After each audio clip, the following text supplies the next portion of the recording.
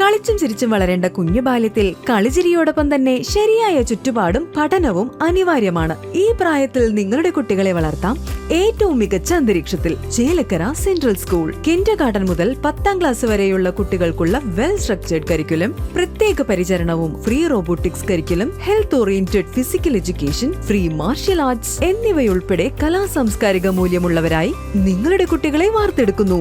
Chelakkara central school. 2026-27 അധ്യയന വർഷത്തിലേക്കുള്ള admission ആരംഭിച്ചിരിക്കുന്നു.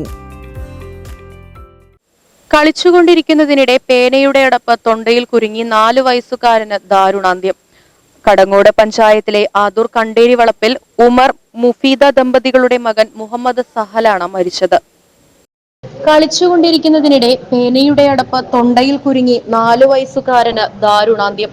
കടങ്ങോട് പഞ്ചായത്തിലെ ആദൂർ കണ്ടേരി വളപ്പിൽ ഉമർ മുഫീദ ദമ്പതികളുടെ മകൻ മുഹമ്മദ് സഹലാണ് മരിച്ചത്.